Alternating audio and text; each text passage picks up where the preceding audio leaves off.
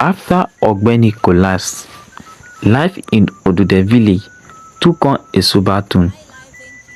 News of his condition spread quickly, and the villager, who had always admired his determination and kindness, began to worry. Ogbeni had been the pillar of his family, and now that he was bedridden in the distant city, Abeni was left to manage everything on her own. Abeni's heart was heavy with worry, but she knew she had to be strong for her children. She had received a letter from the foreman, who explained what had happened to Ogbeni and assured her that they were doing everything they could to help him. But the letter brought little comfort. She knew how weak her husband had become, and she feared the worst. With Ogbeni unable to work, there was no money coming in, and the situation grew more desperate by the day. Abeni trying to find work in the village, but opportunities were scarce. She did small jobs for other villagers, like washing clothes or fetching water, but it was never enough to feed her children properly. Moyo, Kemi and Tude were too young to understand the full extent of their father's illness, but they could see the worry in their mother's eyes. They tried to help him any way they could, but there was little they could do. The days were long and hard, and every night as Abeni lay down to sleep, she prayed for Ogbeni recovering and for the strength to keep going. The villagers, seeing Abeni struggle, began to offer help. Some would bring food, while others would help watch the children while Abeni worked. Though their own life were hard, they shared what little they had, and their kindness brought Abeni to tears on more than one occasion. Despite the help, Abeni knew that this was not a sustainable way to live. She needed to find a more stable source of income, but in a village as poor as Odude, such opportunities were few and far between. Back in the city, Ogbeni lay in a small, crowded hospital ward. The doctor who had treated him at the construction site had done his best, but without proper nutrition and rest, Ogbeni's body was slow to recover. He lay there, weak and frail, thinking of his family. He worried about Abeni and the children, wondering how they were faring without him. One day, the foreman from the construction site visited Ogbeni in the hospital. He was a tough man, not given to display of emotion, but seeing how Ogbeni in a short state softened his heart. He had always respected Ogbeni's work ethic, and now, seeing the sacrifice he had made for his family, the foreman felt compelled to help.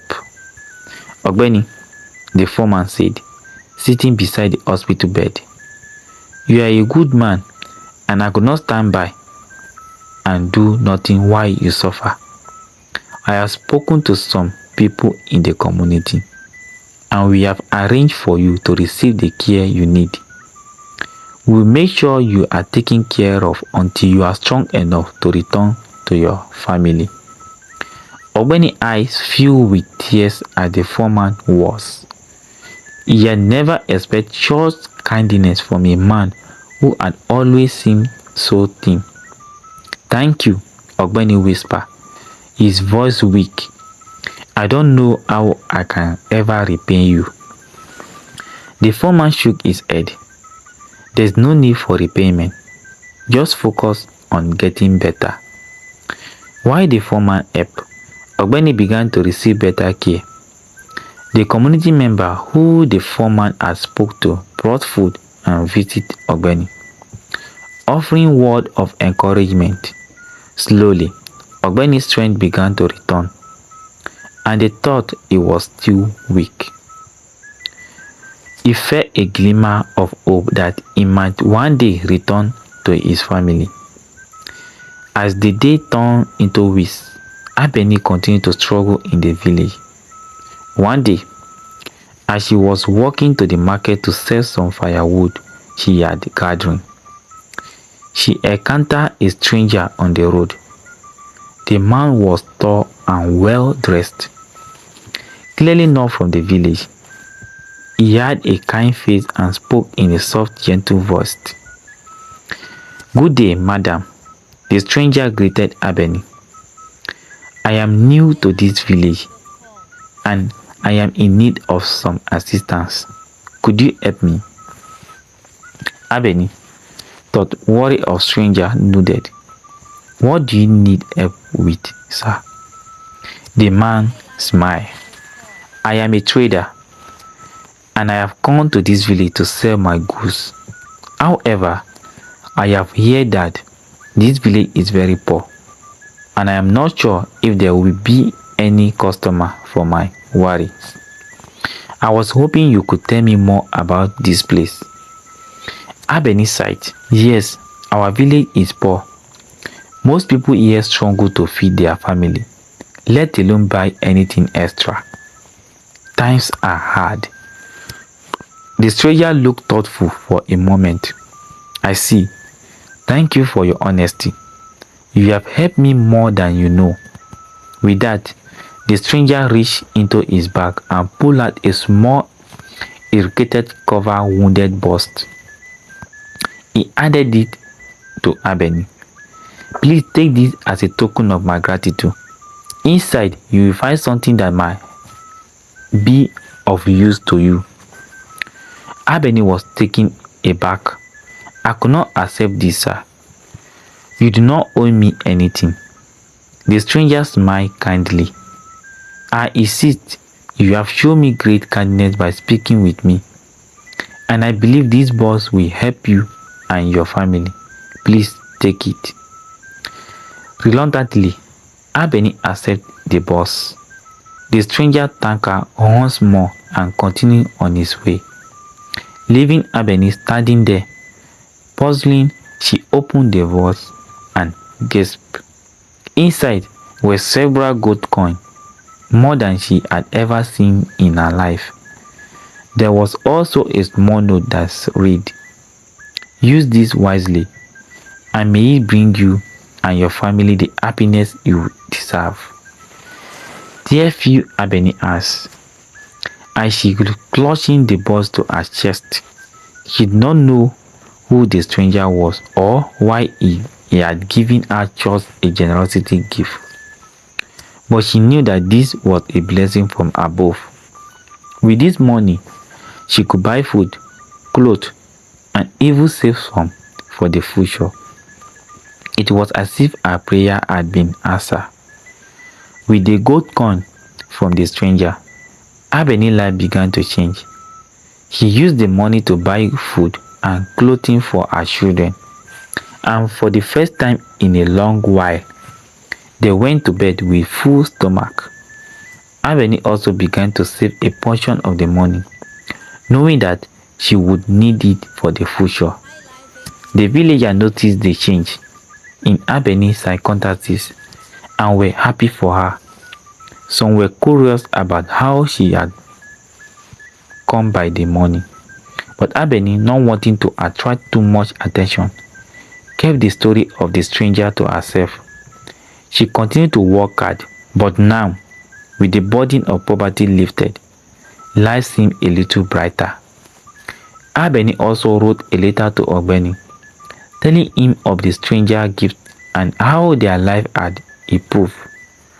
She did not know if or when the letter would reach him, but she hoped it would give him some comfort.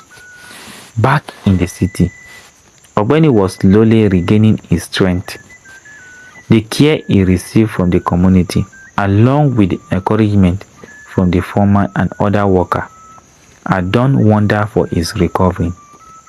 He still thought of his family every day and longed to return to them. But he knew he needed to be fully recovered before he could make the journey back. One day, while Ogbeni was resting, the foreman came to visit him again. "Ogbeni," he said, "I have some good news. I received a letter from your wife. She said that things have improved for your family and they are doing well." Ogbeni's eyes widened with surprise and relief. "Thank God," he whispered. "I have been so worried about them." The foreman smiled. It seemed that someone was watching over them. Abeni mentioned a stranger who gave her a gift that has helped them greatly. Ogbeni was speechless. He did not know who the stranger was, but he was grateful beyond words. "I must return to them," he said, determination in his voice. "As soon as I'm strong enough, I will go back to my family." The foreman nodded. "Take your time to recover fully. We will help you get back to them when you are ready." Several weeks later, Ogbeni was finally strong enough to make the journey back to Odude. The foreman and the community member who had helped him gathered to see him off, and they gave him enough provision to last the journey. Ogbeni thanked them all, deeply moved by their kindness. The journey back to the village was long, but Ogbeni's heart was light with the knowledge that he would soon be reunited with his family. As he walked the familiar path, memory of his life in the village flooded back, and he could not wait to see his wife and children again. When Ogbeni finally reached Odude, the sun was setting, casting a warm, golden light over the village. As he approached his home, he saw Abeni standing outside looking at the horizon as she often did. When she saw him, her eyes widened with shock and then filled with tears of joy. "Ogbeni," she cried, running towards him. Ogbeni opened his sack and opened his arm wide. Abeni threw herself into his embrace, sobbing with relief and happiness. Don't forget to subscribe and hit the bell icon to stay updated with more captivating Africa stories. If you enjoy our content, please like, share and leave a comment below. Your support means the world.